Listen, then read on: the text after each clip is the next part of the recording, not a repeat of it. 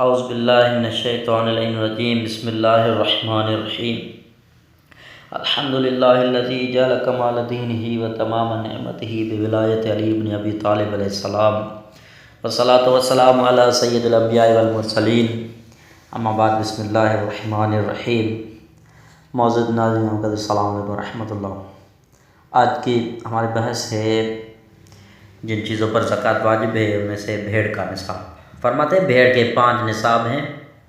پہلا نصاب 40 ہے، اس کی زکوٰۃ 1 بھیڑ ہے، جب تک بھیڑوں کی تعداد 40 نہ پہنچے ان پر زکوٰۃ نہیں ہے۔ دوسرا نصاب 121 ہے، اس کی زکوٰۃ 2 بھیڑ ہے۔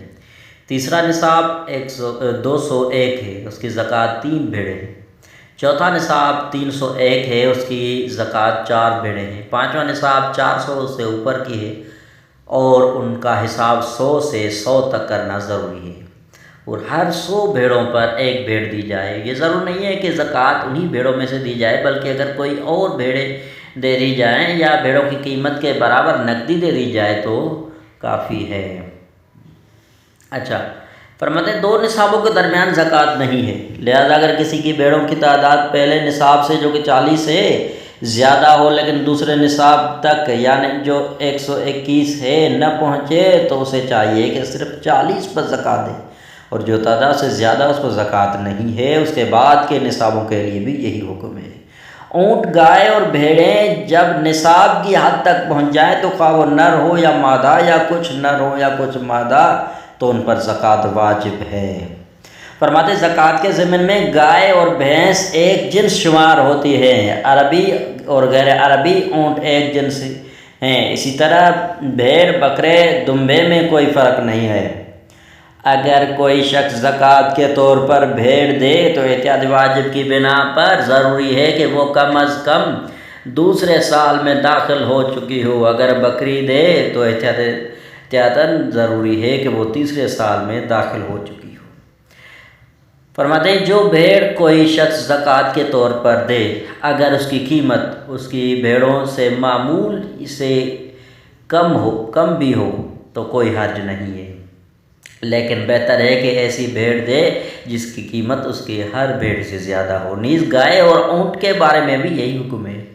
فرماتے ہیں اگر کئی افراد باہم مل حصے دار ہو تو جس کا حصہ پہلے نصاب تک پہنچ جائے تو ضروری ہے کہ زکوٰۃ دے، اور جس کا حصہ پہلے نصاب سے کم ہو اس پر زکوٰۃ واجب نہیں۔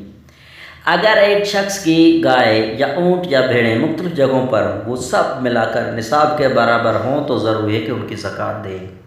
فرماتے ہیں اگر کسی شخص کی گائے، بھیڑیں یا اونٹ یہ بیمار اور عیبدار ہوں تب بھی ان کی زکوٰۃ دے، ان پر واجب ہے۔ اگر کسی شخص کی ساری گائے، بھیڑیں یا اونٹ بیمار، عیبدار یا بوڑھے ہوں تو خود انہی میں سے زکوٰۃ دے سکتا ہے، لیکن اگر وہ سب تندرست، بے عیب اور جوان ہو تو ان کی زکوٰۃ میں بیمار یا عیبدار یا بوڑھے جانور نہیں دے سکتا، بلکہ اگر ان میں سے بعض تندرست، بعض بیمار، کچھ عیبدار اور کچھ بے عیب اور کچھ بوڑھے اور کچھ جوان ہوں تو احتیاط واجب یہ ہے کہ ان کی زکوٰۃ میں سے تندرست، بے عیب اور جوان جانور دے۔ فرماتے ہیں اگر کوئی شخص 11 مہینے ختم ہونے سے پہلے اپنی گائیں، بھیڑیں اور اونٹ کسی دوسرے چیز سے بدل دے یا جو نصاب بتایا ہو اسے اسی جنس کے اتنے ہی نصاب سے بدل لے، مثلا 40 بھیڑیں دے کر 40 اور بھیڑیں لے تو اگر ایسا کرنا زکوٰۃ سے بچنے کی نیت سے نہ ہو تو اس پر زکوٰۃ واجب نہیں ہے، لیکن اگر زکوٰۃ سے بچنے کی نیت سے ہو تو اس پر اس صورت میں جبکہ دونوں چیزیں ایک ہی نوعیت کا فائدہ رکھتی ہوں، مثلا دونوں بھیڑیں دودھ دیتی ہوں تو احتیاط لازم ہے کہ اس کی زکوٰۃ دے۔ جس شخص کو گائے، بھیڑ اور اونٹ کی زکوٰۃ دینی ضروری ہو اگر ان کی زکوٰۃ اپنے کسی دوسرے مال سے دے دے تو جب تک ان جانوروں کی تعداد نصاب سے کم نہ ہو تو ضروری ہے کہ ہر سال زکوٰۃ دے، اور اگر زکوٰۃ انہی جانوروں میں سے دے اور وہ پہلے نصاب سے کم ہو جائیں تو اس پر زکوٰۃ واجب نہیں ہے۔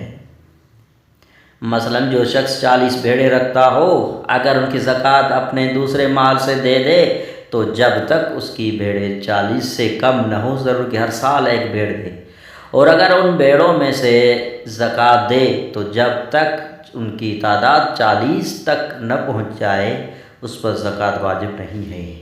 اب ہے مال تجارت کی زکوٰۃ۔ فرماتے ہیں جس مال کا انسان معاوضہ دے کر مالک وہ ہو، اس نے وہ مال تجارت اور فائدہ حاصل کرنے کے لیے محفوظ رکھا ہو، تجارت کی بنا پر ضروری ہے کہ مندرجہ ذیل چند شرائط کے ساتھ اس کی زکوٰۃ دے، جو کہ 40واں حصہ ہے۔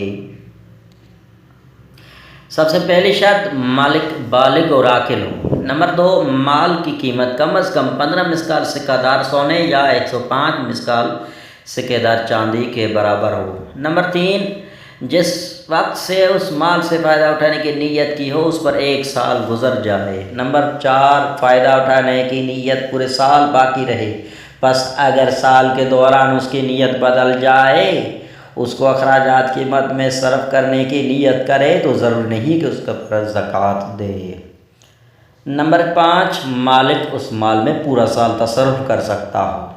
نمبر 6، تمام سال اس کے سرمایہ کی مقدار یا اس سے زیادہ پر خریدار موجود ہوں، پس اگر سال کے کچھ حصے میں سرمایہ کی مقدار کا خریدار نہ ہو تو اس پر زکوٰۃ واجب نہیں ہے۔ والسلام علی من اتبع الہدی۔